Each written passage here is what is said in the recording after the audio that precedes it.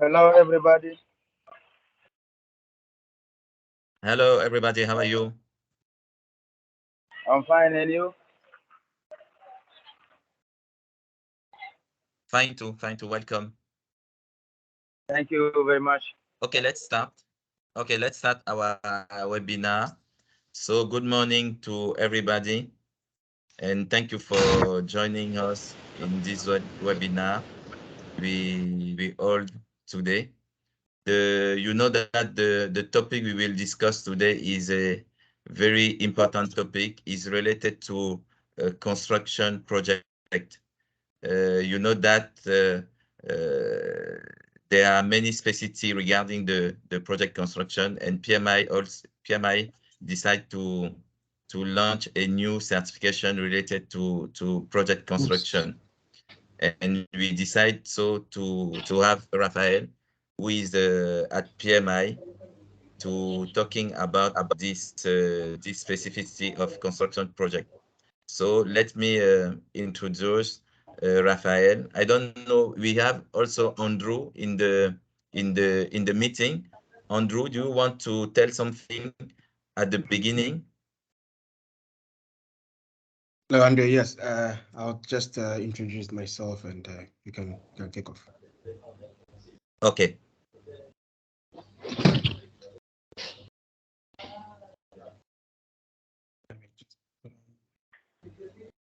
Go ahead, Andrew. Yes, I'm just starting my camera. Hi. Okay. Hi. Good morning or good afternoon, Morning. depending on where you are. My name is Andrew Jirinchi, the Sales and Marketing Lead for West Africa, currently stretching to Southern Africa as well. And pleased to connect with you all. I'm sure you would enjoy the session with Raphael going deep into our new certification, which is a construction certification. So I'll allow him to introduce himself as well and take it from here. Thank you. Thank you, Andrew. Thank you. Just to say that this webinar is organized with the collaboration of the PMI Africa, and Andrew is part of the team of PMI Africa, and Rafael is also member of the PMI staff. So the webinar will be in English.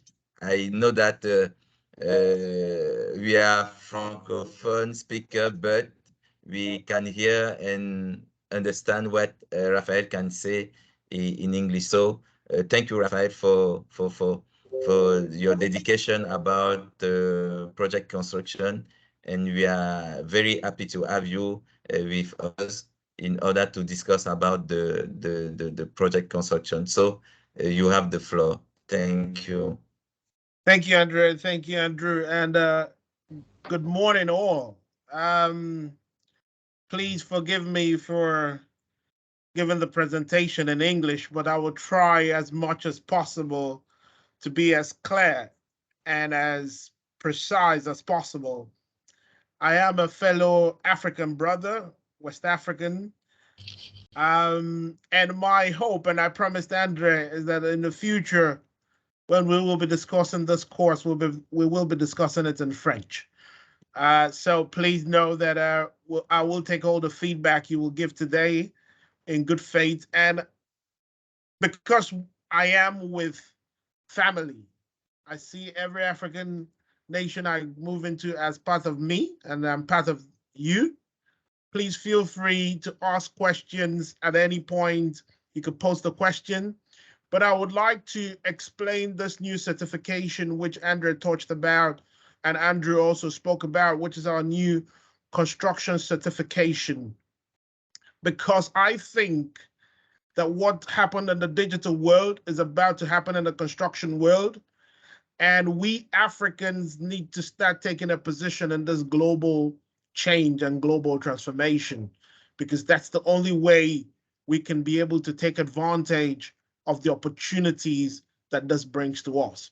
So with no further ado, I have a presentation which I will use as a guide, but please at any point feel free to ask any question, and I'm happy to veer off to explain further on any specificity or answer your question to your absolute best and satisfactory. So let me start the presentation. So as I said, this new certification at the moment is being called the Construction Professional and Built Environment Project, but I could tell you with full confidence the name will be changing within the next few weeks to PMI Construction Professional, because we believe that that name is more suitable and easier to pronounce, and we believe that it will occupy the same space within the construction sector as the PMP is occupying in other sectors today. Now, to explain why PMI came up with this new certification, I would like to take you back on a brief history about the role of a project manager, how it all started. Project manager as a role actually started in the construction sector. Started when man was being put in the moon, and that was when the seed of what we call PMI today was sown. It was started in the 1960s, and that explains why what we call the traditional ways of working is a waterfall way of working, because that's how we work in the construction sector. This became the standard of project management for a very long time until the 1990s. A lot of people on this call might remember the dot-com bubble. That was when the software world or the digital world started coming with new approaches to deliver projects. And the whole reason why they did that was because they wanted to be more efficient on the way they delivered projects. So things like Scrum, RAD, extreme programming started becoming new ways of working. And what we saw was there was some increased amount of efficiency that actually was related to these new ways of working. However, construction continued with our traditional ways of working, and that has actually continued till date. This approach to change the ways of working continued in the digital or software world till the early 2000s, when now the agile concept became a thing. And that really improved the efficiency within the digital world, that the productivity and predictability of digital projects became very, very, very high. Whereas in the construction sector, we continued to lag behind because we continued on our traditional ways of working. Now, the 2019-2020 came. Most of us knew what happened. We all went on lockdown. We were locked up inside our houses. I like to say we all went to jail because we all were indoors. Nobody went outside. But what we saw happen also during the pandemic was that the digital world was able to adapt better and quickly and actually maintain high efficiency even when the pandemic. Whereas within the construction sector, this is not just Africa, but globally, because I know in Africa we had shorter lockdown compared to other parts of the world. But when you take the totality of the global stage, the construction sector struggled to deal or adapt during this period. And if anything, productivity dropped off the cliff during this period. And the PMBOK guide as well, which is the Bible of project management, have started veering more towards the agile way of working, which we in construction will say to people, this does not speak to us. So because, and a lot of these things have gotten to PMI. So with this thinking in the industry that the PMBOK has left us, And at the same time, during the pandemic, struggling to keep up with the digital world, PMI started to think, how do we address the issues within the construction sector to raise the game, to make projects within the construction sector a lot more efficient and a lot more predictable? To do that, we decided to do some research to understand the problem a bit better. And it's shocking what we found. One of the things we found is the construction sector, while it's the biggest sector in the world, it accounts for 13% of global GDP. And this is McKinsey quoting all these. It has actually grown by 1% in the past 2 decades. In the past 20 years, the construction sector globally has grown by 1%. Any sector that had grown by that amount would have been dead by now. Secondly, we found out, well, McKinsey found out that the amount of investment today needed to deal with the infrastructure deficit by 2035 is $69.4 trillion. That is a humongous amount of money. And to exacerbate the issue, governments today don't have that kind of money to invest in infrastructure.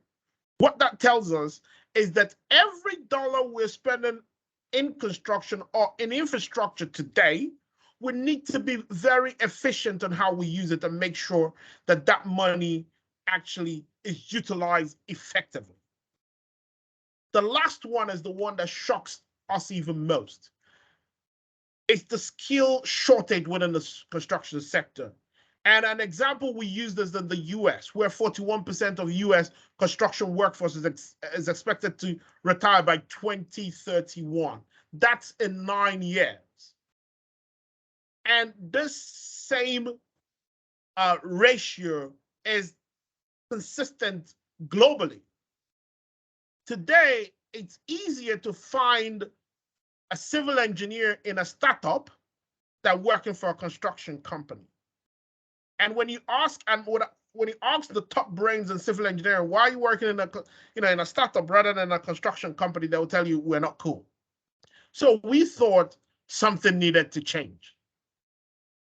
Also, PMI decided to do our own research in-house, and we interviewed 40,000 PMPs working within the construction sector. And what we found was also shocking. 73% of construction projects end up over budget. That is 7 out of 10 construction projects overrun their cost. Some people will say it should actually be bigger than that number. 72% of projects within the construction sector experience project delays. 70% experience scope creep. But the one that shocks me the most is that for every $1 billion spent in construction, 127 million is wasted. Think about that. And we need 69.4 trillion to deal with the infrastructure deficit by 2035. We are the most wasteful sector in the world. And when you look at all this, that tells you that something definitely fundamentally needs to change the way we deliver projects within the construction sector. And it's because of this, PMI decided, yes, we have over 50 years experience of project management across different sectors. We are the arbiter for project management globally. I know there are new organizations that have come up, but none has the global standard and has the global reach that PMI has.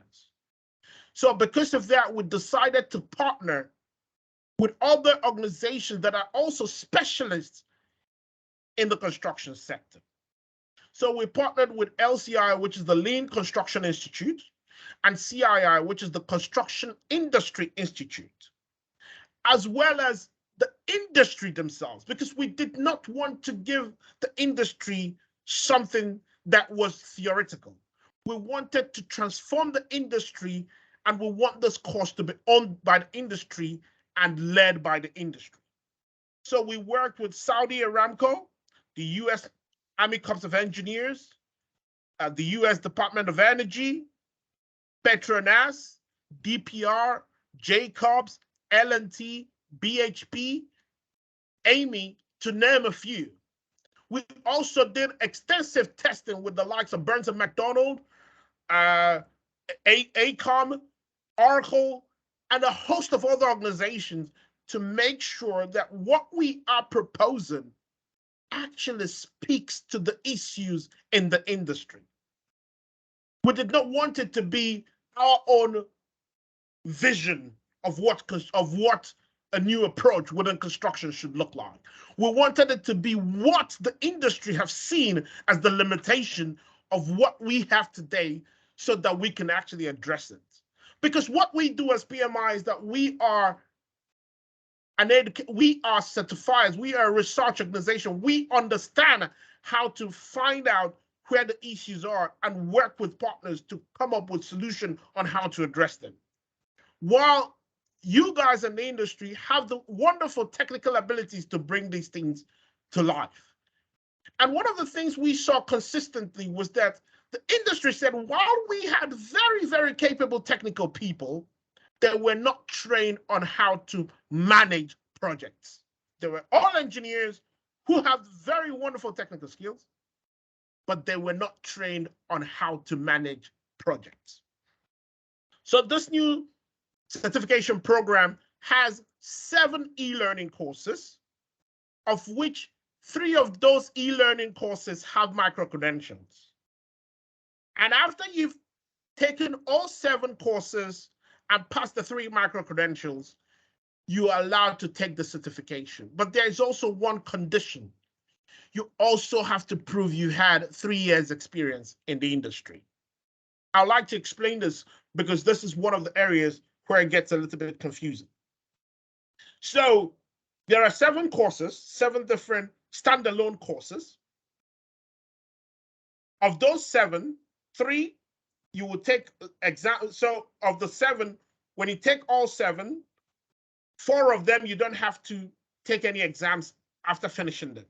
But 3 of them you have to take a little exam after finishing each of the 3.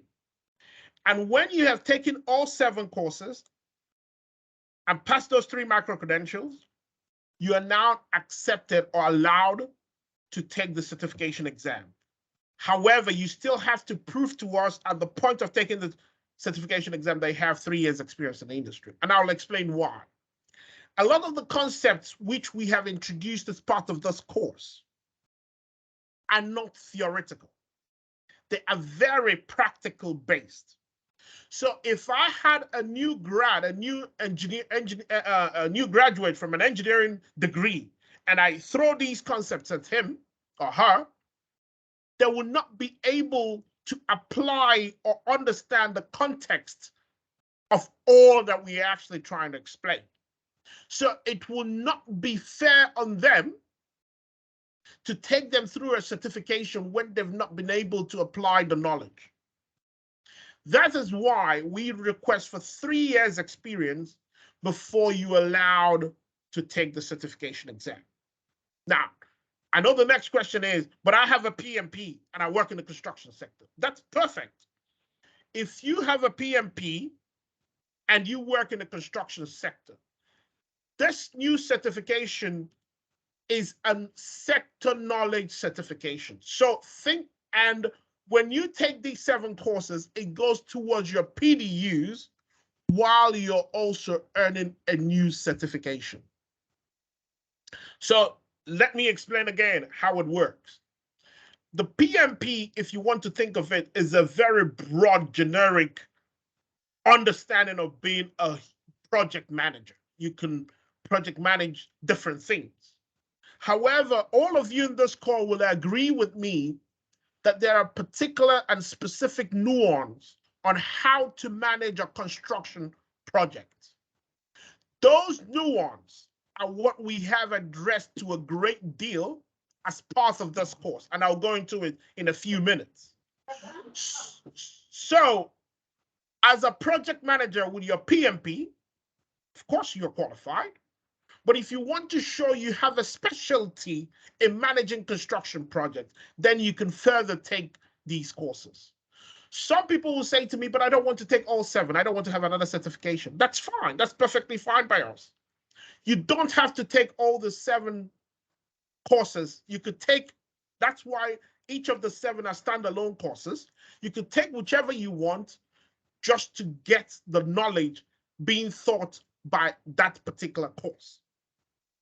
Now, but if you take one of the 3 courses that have a micro credentials that you take a little exam, you remember I said there were 3 that you take a little exam when you finish them. You also get a badge when you finish them, because that badge, you can have it on your LinkedIn, you can have it on your resume. But that's the structure which we have for this course. And this course from the portfolio, it's not really for entry level. It's for people that are mid and senior level. And these are what we address as part of this course. The course, I said, are 7 courses. You can see there the 3 that have micro credentials: the Built Environment Project Communication Pro, the Built Environment Performance and Materials Management Pro, the Built Environment Technology and Innovation Pro. Those are the 3 that are courses and have micro credentials. So those are the 3 that have exams. And when you finish the courses, you take the little exams and you can earn badges when you do those 3. The other 4 are also as important: the Scope and Change Order Management and Built Environment, the Contract and Risk Management and Built Environment, the Interface Management and Built Environment, and Execution Planning and Built Environment. These are also very critical courses, and I'll go into the detail of each of the courses in a minute. But these 4 courses, the 4 in the middle, you do not have to take an exam at the end of taking the course, and you don't earn a badge when you've just taken those 4 courses. But some people might find it critical to what they're trying to do. And I will want to stress here, when we say construction, it's not just the project manager within construction. We believe that once you're working within the construction sector, you need to get yourself conversant and, familiar with these concepts. Because what we saw happen in the digital world when Agile concepts started is what we envisage is going to happen in the construction sector going forward. So the way, when you have a programmer within the tech step space, understand Agile concepts and all, on everything that has to do with it, we expect that even a laborer, a tradesman, a facility manager, everybody should gradually start to upskill themselves to be able to deliver projects within the construction sector going forward. I will say something here. 2 of the things that are fundamental about all these 7 courses here is, 1, because we worked with Lean Construction Institute. The Lean ways of working is embedded across all the 7 courses. So the concept we're teaching here have been verified, ascertained by the Lean Construction Institute to say this is the most efficient or the most lean efficient way of executing any of the concepts we're talking about here.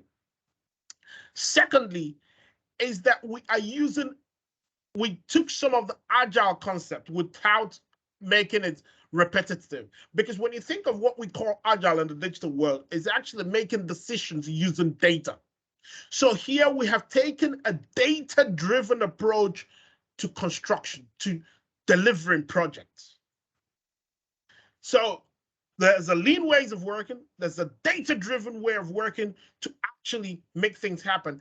And to bring these 2 together in each of the courses and concepts are systems that actually enable this to happen. Because these systems make sure that, that the data we're inputting are being inputted properly, and that if we wanted to run a report to support our decision, we are able to do that. So what this means is that even a laborer needs to understand how what they are doing ties into the bigger picture of even the most complex project. because that's the only way we start to become efficient.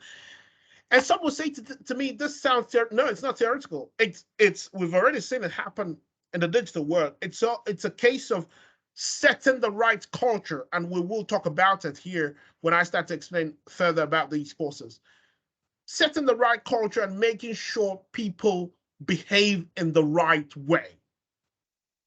And that is something we deal with as part of this course. And my typical engineering friends here will say, but where is time, material, time, material, cost, quality, health, and safety? What we are saying is that if you do this course, because there are lean ways of working, they are the most efficient and cost, both from a cost, time, and material point of view, way of executing the project. And because you do it using data-driven approach, you're also taking into account the safety. However, safety in particular is a regional topic because every country has their own safety standards. And we ensure that if you do this course where you have the bare minimum safety standard, but then you can now take it further to take into consideration the safety standards of your local market. Also, from a custom material point of view, the same thing, because project accounting and all sorts of things have been done to an extensive point using other techniques and other certifications that we have in the industry. However, we're still the most wasteful. What they have not been able to do is to show us how cost relates to health and safety, relates to time and material, relates to planning, relates to communication, relates to strategy. That is what this course tries to do, to bring a holistic view to it without looking at them as one thing, just lean as IT system. No, we are taking a holistic approach where people are able to, when you understand the concept we're teaching in each place, you're able to apply both cost, health and safety, quality, and everything. You're taking all that into consideration at the same time. So now, what are the topics discussed in each of these certifications? So the Effective Communication Pro in Built Environment project talks about effective communication, having a communication strategy, and active listening approach to project and managing stakeholders, having a formal communication governance and project structure. One of the big things we talked about as part of this course is the OBEA concept. The OBEA concept, some of you will know, came from Toyota. And one of the wonderful things about OBEA is it's similar to what we call the Scrum board in tech. Because what happens here is that when there is no communication transparency, construction, we know, is peculiar because the people that do the design are different. The EPC that does the implementation is different. The people that do the maintenance are different. The people that do the testing are different. Imagine all these different organizations. What we see today is that the design people will come, they'll give some documentation, but not all the information and communication is transferred to the EPC for an implementation stage. And then there's more gap when it goes to maintenance, and there's more gap to there is gaps everywhere. These black holes cause a lot of issue. So what we talked about was if you had a war room like the OBEA concept, where you have a big room, and the design, the implementation, the maintenance, everybody is hearing what everybody's saying at the same time. So that we don't have cases where the designers have designed things they think is wonderful in their mind, and the EPC will say that, oh, well, you can't implement this. We want everybody to be hearing the same thing at the same time and enabling projects to work more effectively. Some will say to me, is that possible in the most complex of projects? Yes, because what we've actually enabled here is that you can actually have a hybrid approach where you have a physical OBEA room, but people can also connect via, internet or Zoom like you and I are doing today. And at least the leads of each phase is hearing and understanding what is being discussed from the start of the project to the end, so that everybody appreciates the complexity and the issues and address it early on before we start the project. We are taught one of the main things this course talks about is to front load a lot of the planning, because as Abraham Lincoln said, if you have 10 hours, use 8 to sharpen. If you have 10 hours to do something, use 8 to plan. We want to front load the planning so that the implementation and maintenance phases become as smooth as possible. And we've seen that there is a lot of efficiency that could be driven, working this way. We talked about the IT systems that can actually enable the obeyer and the commitment-based communication, where you manage stakeholders with their commitment, and the commitments are documented so that there is no case of, I thought you meant this, I thought you meant that. I know how many times on projects, builders will tell you, or EPCs will tell you, oh no, but I understood this, you understood that. No, we remove that ambiguity, and everybody could go back to check things in a very transparent and objective way to see what has been agreed and what has happened and flown through. Then the scope and change or the management. We talk about here, how do you actually articulate a scope change? A lot of the times we just do scope change on the fly.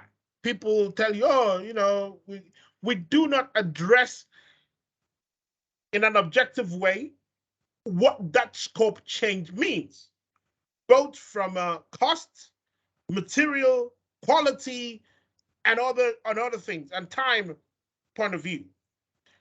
What we have done here is that we brought in the scope evaluation tool, which is a CII-IP, that helps project managers and stakeholders understand every scope change, what it will impact, and how to address it, and how to mitigate any risk any scope change can actually introduce to a project, to make sure we still hit the time and budget of that project. So this is one of the things that we discussed as part of the scope and change or the management, and the technology, and the technology that enables this to happen. Then we talked about the interface management and built environment project. The interface and built environment project talks about how do you manage the different teams that help deliver a construction project. Construction, as we know, is very, again, peculiar, with different teams doing little things. Even within a thing, you have subcontractors that do even further little things. How do we manage those interfaces, including procurement, including, how to deal with waste? All those things are things today you don't have to deal with in IT. So as a PMP, you would have understood how to do it mostly from an IT point of view.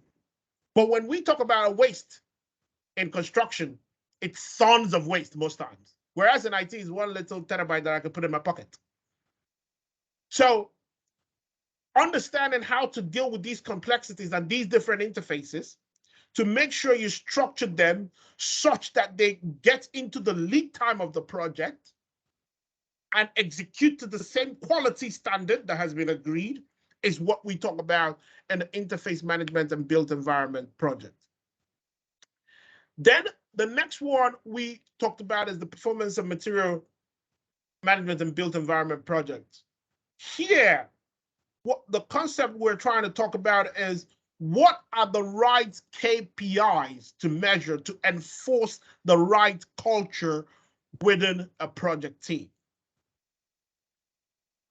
And if you get this wrong, then people will do the wrong things. So here we're trying to make sure that the right KPIs are identified, are tracked, are communicated to both the stakeholders and internal project team. Also, on the material side, what types of materials are we using for our project? Are we future-proofing our project? Is it the type of project that we do, 1 year we're having to do it again because the materials we used were, one, maybe not renewable, two, we're not strong enough because we were addressing the wrong culture. We were trying to cut corners and cut costs. If you have the right KPIs will also filter into using the right materials that will future-proof any project we are doing for future regulation and make sure that we are using the most renewable materials within our project. The execution planning and built environment project. This is one where we took the advanced work packaging, which is what one of the IPs of CII, and LPS, which is from the Lean Construction Institute and CCSU. These are new approaches on how to deliver construction projects. Critical path, as we use today, is still very much relevant. However, we know that there are room for improvement, and those are some of the things we try to address with advanced work packaging with AWP, LPS, and CCSU. And what we do here is that we try to also show professionals the different scenarios where the different approaches might actually be more efficient and more applicable. Then the contract and risk management and built environment project. What we are trying to address here are the issues we see today with contracts. A lot of the time, especially in our own home of Africa, people do not execute their contract and you can't take them to court. And the public suffer for it. How do we incentivize and make sure that our projects, that the contractors that have been contracted to do them execute, limit we reduce the number of claims and disputes, but also the contract enables for future engagement that is positive between the client and the EPC. So the contract and risk is one that is very, very important to us in our continent. And we also talk about the type of systems that can actually enable us to track contracts and be able to respond early enough when we start to sense problems coming on a project. Then last but not the least is the technology and innovation and built environment project. This talks about the latest technologies available today in the construction sector. We talk about BIM here, but not just BIM. We talk about data analytics. We talk about IoT system, how to collect those data, how to enable a smart system. Because when you combine BIM with very well structured data analytics systems, you have the digital twin everybody talks about today. So we tell people how to enable this concept, how to enable the culture to set up these things, because we as Africans, we have to leapfrog. Before I joined PMI, one of the things I was doing was I was working for Telefonica.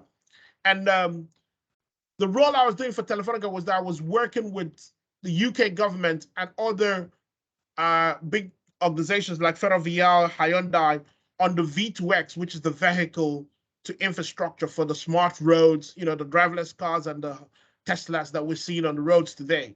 We need, while the car is smart, the infrastructure needs to be smart for the car to be able to connect, for you to be able to have a driverless car on the road. And it was interesting for me to see how experienced project managers were so averse to introduce new technology into the infrastructure. And when we got talking, what I realized was the issue was that because people from the construction world generally are not deep in tech as we should be, they don't understand some of these technologies and what they mean. They will, people will tell me, you need to test this for 30 years before I can put it on the road. I laugh. And I said, by 30 years, there'll be 50,000 new technologies that would come out, and this will be obsolete. So, but going back to the point I was trying to make, if we were engaging with people that understood these technologies. They will understand that a lot of the IoT systems actually do not introduce any risk to an asset. Most times, it's just sensors that you're putting on the road, which could be a nail, and all the data manipulation happens elsewhere and not on the physical asset. But being able to explain this to our construction professionals is important, because this is how we learn and also become part of this new world. Now, to now explain where the opportunities are for us as Africans. I'm not going to talk as an African because I will go off the presentation now. The US has passed an infrastructure bill of $1.7 trillion. America does not have the talent to deal or to deliver this project as we stand today. A lot of American construction companies, as of today, are buying construction companies in India and other parts of the world because they see that they need these talents to come into the US to help them deliver these projects. I don't know if you see where I'm going to with this. This is exactly what happened in the tech world. The US digital companies set up a lot of their practices in India, and India continued to feed the talent that helped build a lot of the digital companies in the US. We have 800 million younger people in Africa. Why can we not be the new destination for talent, especially in the biggest sector being the construction sector?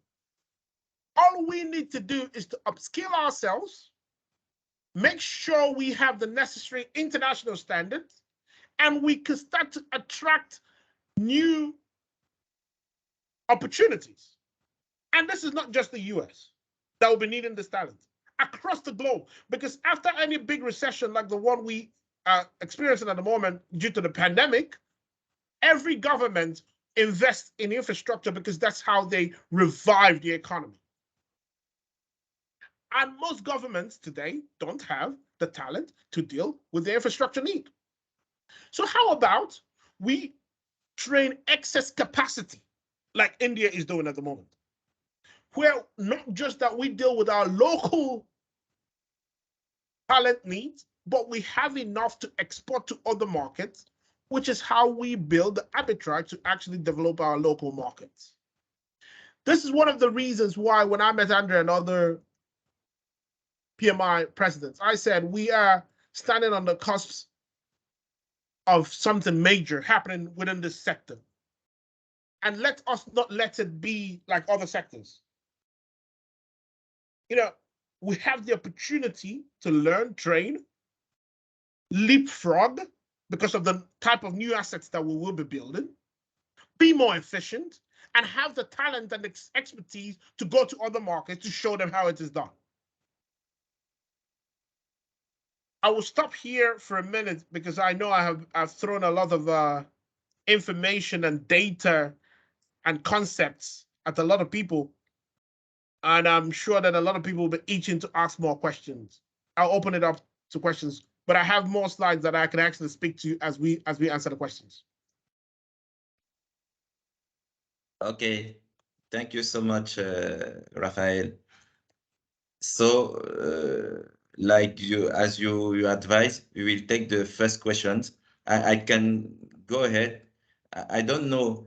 This certification is the new one. Is it something like a book for people who are interested to prepare the certification? For example, we have a PMBOK for those who prepare PMP certification. Does we have a book for this certification, for example? So the PMBOK is still the Bible. So a lot of the concepts we're talking about here, we will be introducing it into the PMBOK going forward, because it's the PMBOK holds the standard for every type of project management. However, we're producing books that will accompany you when you are doing the online program, that you can actually, jot notes, help you prepare for the exams? So the short answer is yes, but I'm also trying to make you understand that we will still, this is still part of the bigger project management standard, because the PMBOK deals with the entire project management standard as we know it today. Okay. So yeah. Thank you so much. I don't know if somebody else have question for Raphael. I saw one. Yes, Andrew. Yes. Go ahead, Mario. I've got a question, Andrew. Okay. Oh, sorry, Mario. May I? Yeah, put your question. Yeah. First of all, I would like to congratulate PMI for this new certification, because it's something very useful in nowadays, as Raphael already told. I would like to ask if PMI is planning to make it available, some simulator for the preparation for the exam. I know that this is a pilot program, but I would like to know if PMI is planning to give to all the attendees a simulator for the preparation the exam. So okay, there are the direction we see this going is that we are this new certification, while it's new, it's being owned and managed by the industry. So we are letting the industry be the owners of this certification. And specifically on the simulator, if you do the course, there are a lot of scenarios, and it's a very practical based course. So if you do the course properly, there are a lot of scenarios which are part of the course that helps with applying the skills learned as part of this course. So yes, those are the simulators that we have today, but should the industry say that they want something more, we are happy to also go back and create that, because the way we structured this course is that the please, the course, your mic. The course is owned by the industry. They are the ones that keep telling us. So we're forming what we're calling an industry forum around this course, and I would like more African organizations to be part of that industry forum, because what it is that the industry will tell us, okay, we want to go more in this direction, and we go out and create it. But as of now, what the organizations involved have said is that they wanted more scenarios. And when you take the course, there are a lot of scenarios on how to apply the learnings. Furthermore, we are also looking to develop the instructor-led version of this course, because the industry has also requested for that. And I'll explain why. They said, while this is a good course and an e-learning course, a lot of us get involved and get bogged down in the day-to-day and the nitty-gritty, and we forget to keep pace with our courses. They wanted a way where we have almost like a cohort approach, where some of the concept will be explained by an instructor-led session, and people can now go off and do the self-paced side of it. So the short answer is yes, we have scenarios, but even as more requests are coming on board, we are also taking it into consideration, and we're developing it for the industry. Okay, thanks. Thank you. Gabriel, go ahead. Gabriel, after that, we have Ibrahima Diallo and GB Gay. Oh, thanks a lot, Andre. Raphael, thanks so much also for the enlightening presentation. My question is about, I don't have all the data, but then I'm quite confident that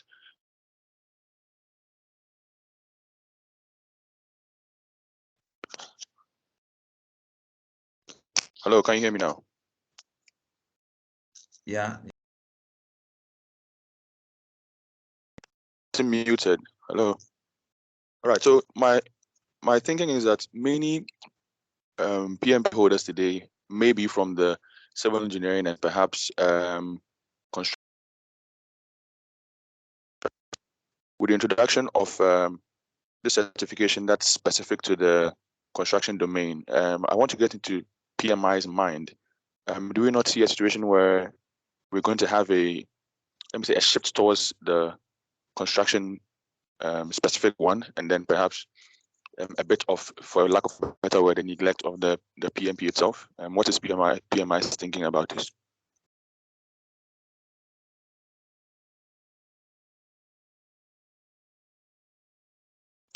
Ralph, your mic is off. Ralph, your mic is off. Raphael? Oh, yeah, sorry. I was trying to hear you. Sorry. Now, I said, no, thank you so much for that question. We are very conscious of that fact, which you just raised, and we don't take it lightly, and we don't want to cannibalize the PMP because it's a wonderful certification.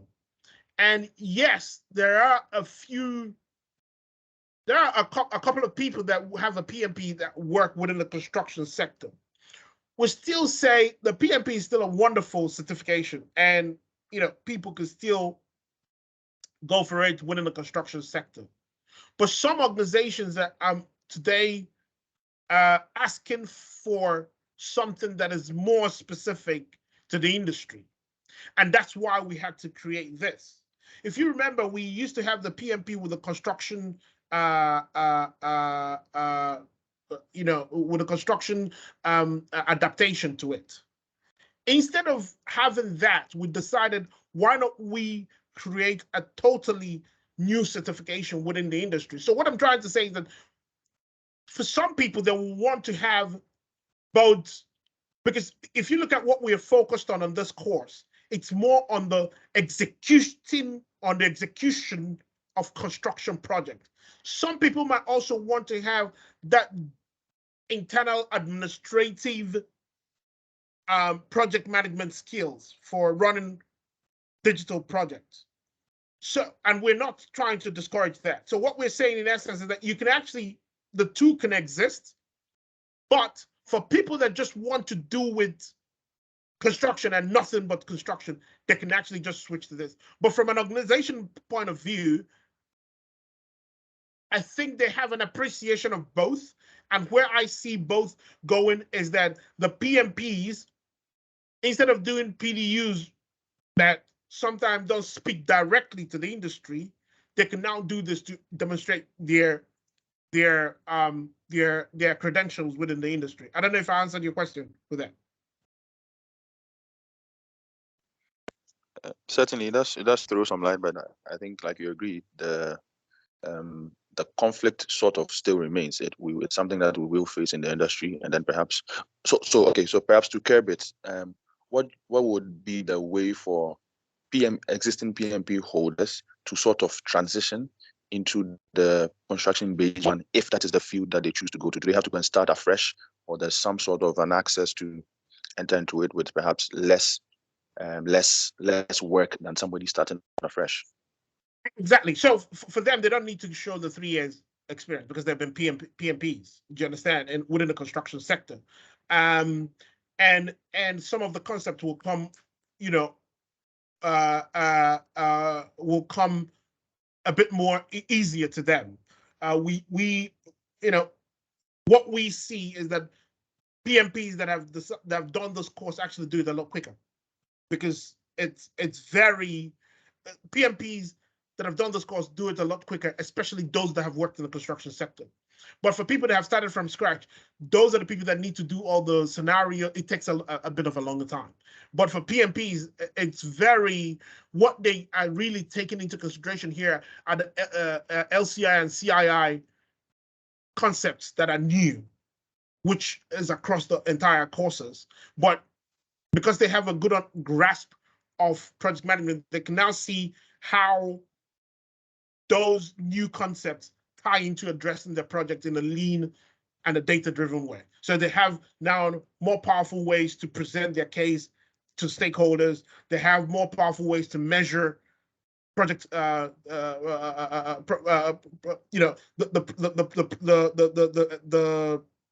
the project progress, and how to measure performance and all the things. So these are some of the things.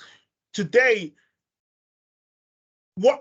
okay, another thing we're trying to do with this is that today, a lot of people that have PMPs are having to develop their own lingo and way of measuring these things. We're trying to standardize it as well across the industry. That's another thing we're doing with this new certification, because it's no more a case of you're a PMP in US and you call it one thing. I am a PMP in Senegal and I call it another thing, and I am a PMP in UK and I call it something else. We want to standardize it because people have had to do this because construction didn't have its own standards. But if people take this certification, we speak the same language and we understand things the same way, both from a client and a contractor side of things. Yeah. Thanks a lot. Thanks a lot. Okay, thank you. Ibrahima, go ahead. Okay, thank you, Andre. Good morning. And thank you, Mr. Raphael, for your presentation. I would like to tell you that your English sounds well for us. It's not very speed. Thank and you. For us as a friend is more easy to understand and to understand you. Thank you. In the past also, I watched you in one of series webinars organized by PMI about the CPBEP. Yes. And since when I subscribe on the PMI.org to subscribe, I subscribe to follow it. Yes. But since then I didn't get any answer. And now my question is, today I'm very interested for this certification. I would like, as a local PMI Senegal here, how can I subscribe? How can I follow the course and to get the certification? Thank you. Well, firstly, sorry for the experience. It's as you can imagine, because it's a new course and this is not an excuse. There has been a lot of changes. Like I said to you, the name, you will see a name change even to, you know, when you said CPBEP, it sounds like someone pressing their horn. That was one of the feedback that we got. And we wanted to change the name of the certification to make it easier for people to also say. But that's not an excuse not to get back to you. What I will say is, after this presentation, feel free to write myself, copy Andrew Yerinki, who is here, and Andre. And guys, I'm not saying this because Andre is here. Andre, I dubbed my hat for him because after my presentation in South Africa, he said, "You must speak in Senegal first." I didn't get back on the plane. He started bombarding me with email. He actually did the banner before I got back to the UK and said to me, "No, Raphael, no, we want you to commit to this." And I said, "Okay, my brother, I give you my word, I commit to it." So no, he's a force to reckon with. And one thing I will say is that we have also received feedback from people that it was a bit difficult to find where the courses were residing on the PMI website. That is also changing within the next few weeks, because we are trying to make things a lot easier for people to, like yourself. And please, if you have any issues, I have an open door policy. Andre now has my number, so he knows how to get me. Speak to Andre, speak to me, speak to Andre Yerinki, your issue will be resolved. But I can tell you that before Monday, you should be, I will send you the link on how to get yourself registered. And if you have any other issues, let me know. One other thing you might want to do is that I'm trying to see if I could get a promo code to the Africa Regional Conference. So you might want to wait a bit, maybe a week or two, to see if you could take advantage of that promo code, which will give some discounts across the continent, because I'm passionate that we should, as Africans, be part of this conversation and be front and center, you know, in this new transformation happening across the industry. Thank you so much, Raphael. Thank you. We are looking for the promo code in order to give opportunity for the PMI Senegal chapter members to participate in that certification. So let's give the floor to GB. GB. Thank you, Andre. Thank you, Raphael. I will not focus on the certification. My worries are on Raphael said that we're trying to increase the amount of efficiency and adapt to new challenges. I think for construction, it's very practical. So I find out some disruption between e-learning and practical things. I think that using lean ways of working and data-driven approaches are things that are different from what our digital partners are doing in Agile and so on. My first question is, I would like you to clear Obey a Room or Scrum board is a Kanban, something like a Kanban that will be used in construction. Isn't it? Yes, so it's called the big room. Yes, it's called the big. Yeah. But it's kind of a Kanban. What the digital word is calling Kanban. Yeah, some people call it Kanban, but think of it as as a Kanban room, but a room where, but in a construction environment. Yeah. It's a physical room. It's not a digital room.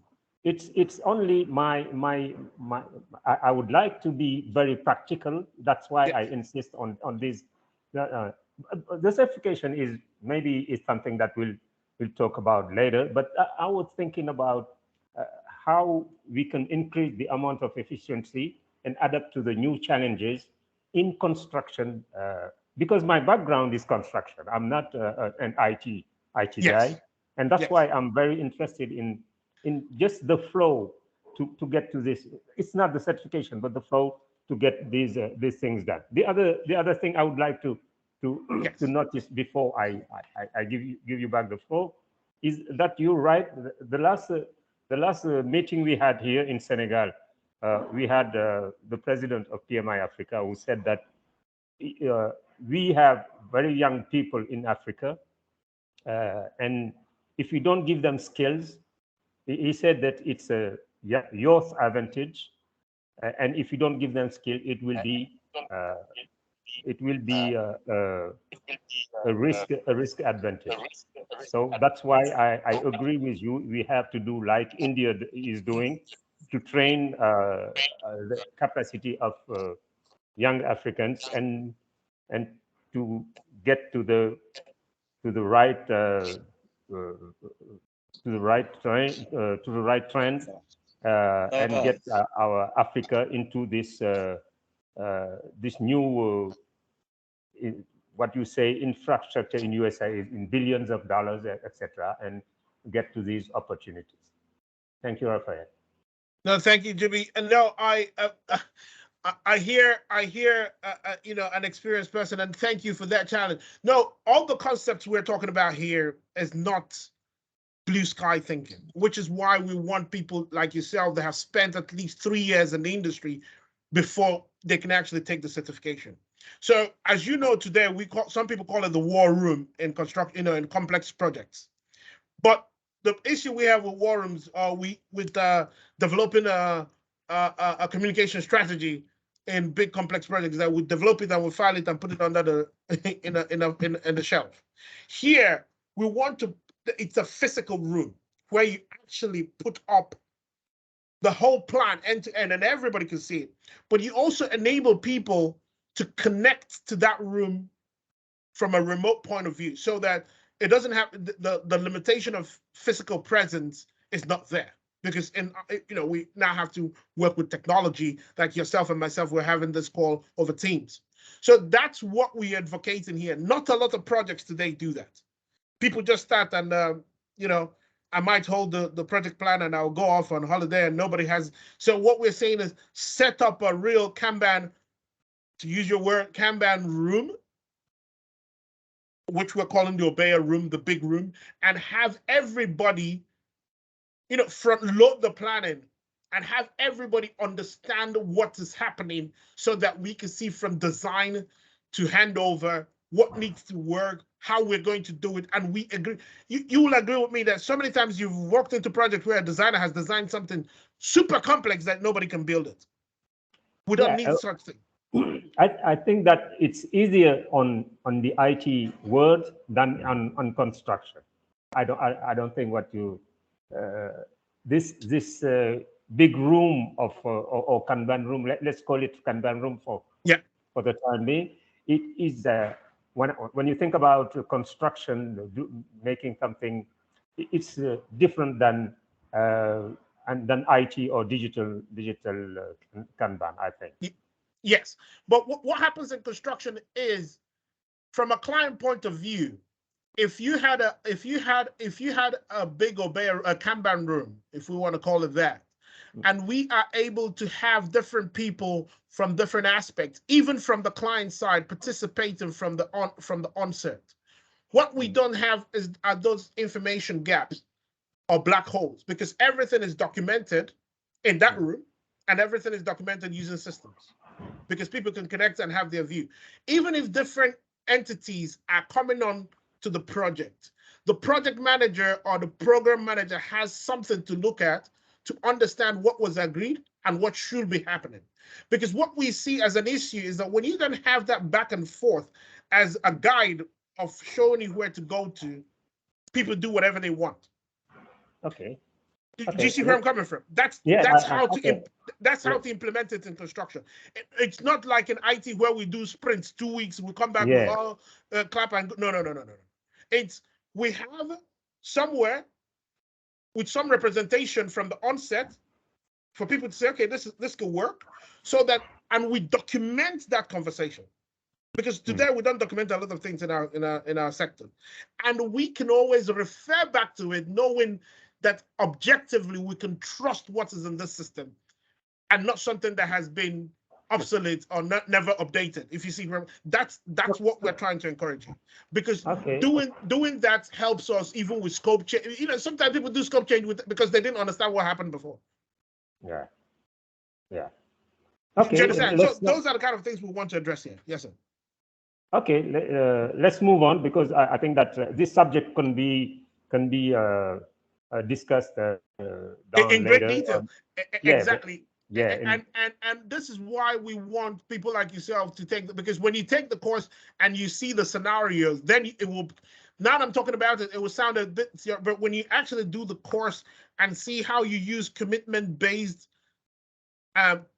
communication style to get those commitments, which you document as part of your BEA, then you can see how it comes to life and see how it's different from what we have today. Okay, we'll see later on. Thank you for your thank you for this breaking it down like this. Yes, sir. Thank you. Thank you. Okay, let's close this first series by we have 2 questions. I think one is from Bashir and the other one is from Makumba, but in the conversation. Yeah, let me read the question. The question is that, what is the add value of this certification for a PMP and a specialist in the field like a civil engineer? Yeah, I think you already talked about the value of the PMI construction related to PMP, but you can complete your answer by this question. But let's give the floor to Bashir for he put his question, and we close the first series. Yeah. Sure. Hello, can you hear me? Yes, I can hear you, Bashir. Yes, thank you for your bright presentation. We are actually French speakers, and we appreciate your efforts in the pronunciation. I think it's very clear and it's very bright. So thank you for that. Thank you. So I'm in the construction industry, and I'm very interested in this certification. And I have 3 questions. The first is, when will we be able to start the learning process? And the second one is, how do we maintain this certification? Is it like the PMP, so 3 years, 60 PDUs or something like that? And also, do we have to go through or to earn dedicated PDUs For example, if you earn PDUs in a training, can you share it between your different certifications, or do you have to earn dedicated or specified PDUs? Thank you. Sure. Okay. If you don't mind, Bashir, let me start from the previous question, and now I will come to yours as well. So Yes. I have talked about the value of this new certification to PMPs, which is, while the PMP is a wonderful certification that gives you a broad project management skill, the nuance and the specificity on managing construction projects, like what GB was asking me now, you would never address it to that level of detail in a PMP. And this is the reason why we've created this new certification, because we're addressing things using contextual basis of the construction sector. It's not a lot, and I really like how Jimmy questioned, how is this going to work? Because in digital world, it's easy, everybody understands it. But in construction, how is this going? And this is where the real skill is, to show you've managed construction projects. And this is what we want to upskill people, even PMPs, to be able to do. That is one. Now, for civil engineers, a civil engineer is trained from a technical point of view to a very high extent. A lot of the degrees we have today have project management included in it. Absolutely agree, but they are not at the advanced level. The scenarios and a lot of things we use in our undergrads are very, very, very theoretical. Here, we're talking of very practical knowledge. And the even more value is that this course is not just created by PMI, but created by the industry, and we want it owned and maintained by the industry. And this will lead me to Bashir's question. So we want this core, we have done the, it's self-transformation that we are going for. We want the industry to own it and help maintain it, in the sense that they will tell us, these are new challenges we're having. PMI, can you help us find who will help us resolve this issue? Find the right people to give us the insight on how to address these issues. Now, to Bashir's question, when can you start? You can start today. However, the actual certification exams, it's just been launched. You will not get your grade for a few weeks or months, because it's going through the same rigor as the PMP. I don't know if most of you know this. You have to, for every exam the PMI doors, especially ones developed by PMI, we have to take averages to know what a pass-fail mark should be. And based on that, we can now maintain that standard across the lifetime of the project. What this means is that we have to get people from different parts of the world to take the exams, do some analysis on the condition, who took it, their level of experience, their score. We try to understand what impacted those grades before we can actually come up and say, this is a score. But know that that process has already started.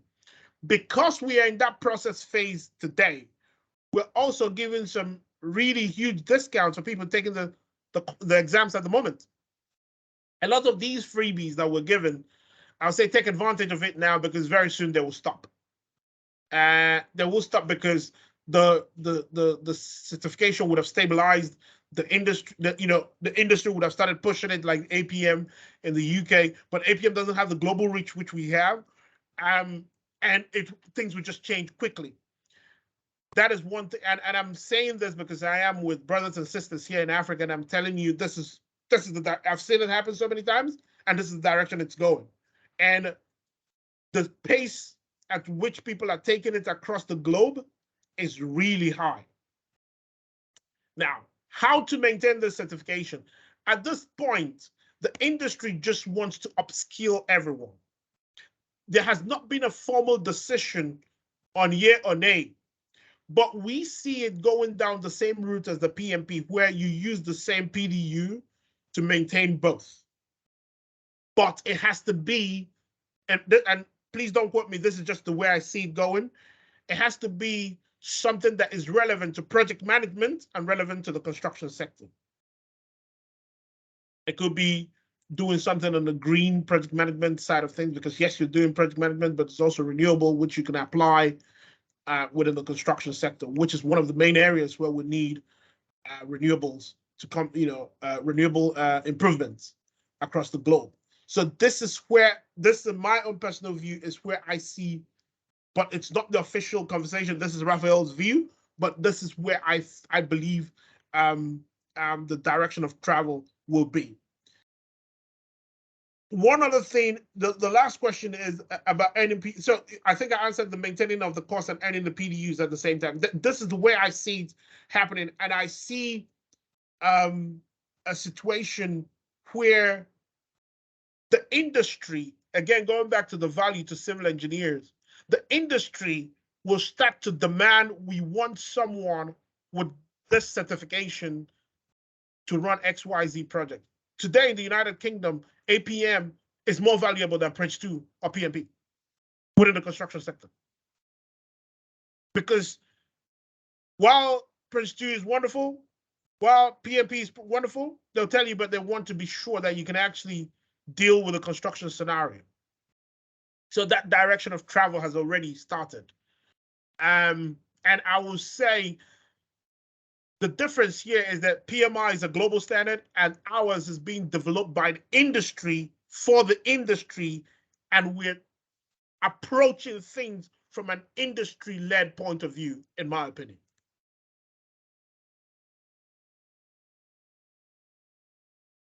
Okay, thank you, Raphael. Thank you, Raphael. And thank you for your answers. Thank you, Bashir. We have 10 minutes before closing the webinar. Just remind people that you have in the conversation the link to claim your PDU. This webinar gives you opportunity to have 1.5 PDU. Please fill the form in the conversation. So just give me permission to put 2 questions, Raphael, before you go straight your last slide. I would like to know, you know that in Senegal we are French people.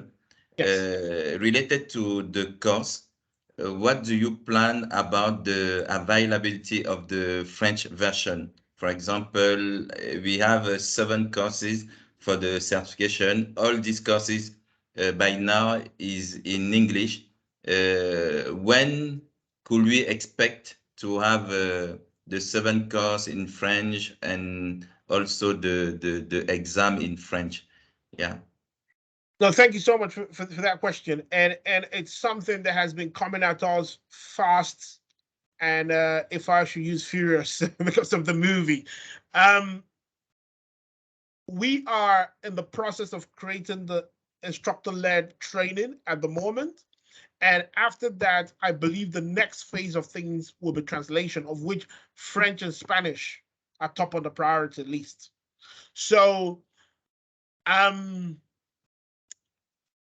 my gut feeling is that by Q1 next year, we should start seeing variations of the course in different languages, because the instructor-led takes a bit of time, so it might take us till the end of the year, and we are already in September. So that for me is what I believe will happen. However, once that is done, the next phase will now be to start translating the courses in a lot of local languages, because there is a huge interest for people to get these courses in the local language. Because as you know, a lot of people in our industry are not as lucky as yourself and myself who can understand English. Some are, monolingual. I am monolingual, even though I'm English, but they need the course in the local language to be able to participate and support projects in the right way. So my thinking is that Q1 is when we will start expecting to see those. But again, Andre, we could keep this engagement going because it's definitely one that I'm pushing very hard for, because I know how important it is. Okay, thank you so much, Raphael. Regarding the instructor-led course, is it something like ATP? So Regarding instructor-led, yes, instructor-led is to enable ATPs and more people to do the training like the PMP. At the moment, we're trying to create an ATP version of the course so that it just doesn't remain an e-learning course. That's also, well, even though some ATPs want to resell it as an e-learning course, but the challenge has been that up until last 2 weeks or 3 weeks, the actual certification exam was just released. We didn't have the actual certification exam released. So now that it's been released, we now know that the whole course content has been dealt with. Now we can start moving to other aspects, because the uptake has been phenomenal globally. I say to people, and you might have heard this in my former presentation, this is PMI coming back home, coming back to the start. And that feeling in the industry is one that has been very positive. So that enthusiasm is one that we don't want to disappoint people, and we will do our best to move things a lot quicker, both from an ATP point of view, both from a translation point of view, but from an instructor-led point of view. Okay, Raphael, thank you. So thank you all for these questions. Just before I leave, I think the last slide of my presentation captures why you or your organization would want to do the certification. And that's what I normally like to leave with. First is that it is a certification from a world-class institution. PMI is the global standard of project management. Not because I work for the organization, but they started setting the standard of project management, and the PMBOK guide is still the standard for project management. And this sets a new standard for the construction sector globally. So it will be good to be seen as part of the future. Secondly, is that this certification affirms the project management skills of professionals within the industry. So to my wonderful friends who are civil engineers, mechanical engineers, facilities engineers, and all the other people that have worked in the industry that have very, very strong technical skills, this is a way to show that you have the right project management skills to manage construction projects. Thirdly, this certification helps organizations improve their efficiency, profitability, and sustainability of their projects. We believe that if you use the concepts we have advocated as part of this course, you can independently and unequivocally prove to anyone that the best standards were used and that you will see increased efficiency, which will translate to more profitability.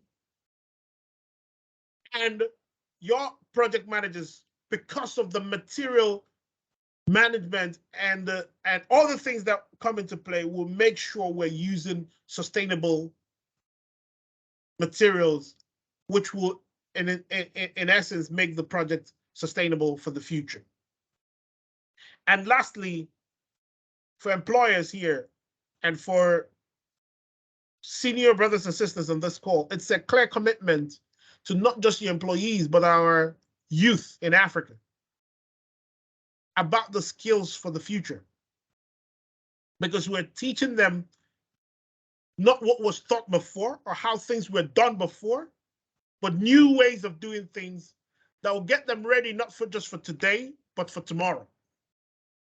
And I myself, as an African, I cannot be happier to be leading a strategy where I know we can truly transform our case and get our people working. Thank you so much. And this is what I'll say. You can reach me on my email address below. Forgive me if I don't answer within 24 hours, but please know that I will reply. And let's get the conversation going. Even if you want to have a call, I travel a lot, but once I always try to book a meeting within a week of receiving your email to discuss further, to discuss unique positions, to be supportive, to help. Prior to taking on this role, I was the head of Africa practice. So the continent is one for KPMG. The continent is one I am passionate about. And I am willing to support as much as possible to make sure that we transform the way we do things back home, but also support the globe in this new transition within the construction sector. Thank you very much. Thank you, Raphael. Thank you so much. Andrew, do you want to tell something? Andrew, I see one hand. Gabriel? Yes, sir. So, Raphael, sorry. Thanks so much, guys. While we appreciate Andre for all the great efforts in, let's say, snatching you for PMI Senegal, first of all, I'd just like to know if there's been any discussion with perhaps even some of the Anglophone PMI chapters to do a similar presentation, just by way of appreciating Andre for his hard work. I'll say to you, yes, there has been initial conversation, but Andre was the one that really, and I'm not being equivocal here, he really pushed that, when I didn't respond, he got everybody on my case. And he got a response immediately because the MD of Africa now came to me and said, Raf, you have to do this presentation on the date he wants it. And I said, okay. So yes, other African leaders, we're also all sitting together in a few weeks' time, and I'll be presenting again, and I will keep, extend that commitment to all of that. I think Mauritius is the second one that have also booked a specific date, but I envisage that the rest will be coming through. But thank you so much for that. But please, as PMI, as a family, feel free to let everyone know, and I'll be very happy to sit down with them and make sure that I present and answer any questions which might be peculiar to their market. Thank you, Raphael, for your availability. You are very available. You respond, and so thank you so much. So, Andrew, do you have to say something? If not, we can just thanks Raphael for the great presentation. I think even we are Francophone speaker, we understood all your message, and we are grateful for your presentation. So don't forget to fill the form in the conversation in order to claim 1.5 PDU. And I hope you will be in Africa PMI conference in Lagos, and you will have an opportunity to meet with Raphael. So I think he will present again this certification in Lagos. And I would like also to thank PMI Senegal member who make the effort to attend the webinar, even though the language is not our usual language, but we make an effort to participate and to contribute. I don't know if our vice president is there. Umar, are you there? Do you want to say something before closing the session? Oh, yes, Andre. Again, thank you very much, and really thank you to Raphael for this fantastic presentation. For me, it was really a delight following Raphael. Things were crystal clear. I think now we are on the right track. I mean, all that needs to be done is just to follow the track and to get certified. So thank you again for PMI Africa team for this great initiative. And thank you to all my colleagues also from PMI Senegal. Thank you. I really appreciate it, Andre. Thank you, Ma. Thank you. So have a great weekend, guys, and see you next next week, next time for the other interesting session. Thank you, Raphael, and have a good weekend. Bye-bye. Thank you. Bye-bye. Thank you, and have a good one. Thank you. Bye-bye. Thank you.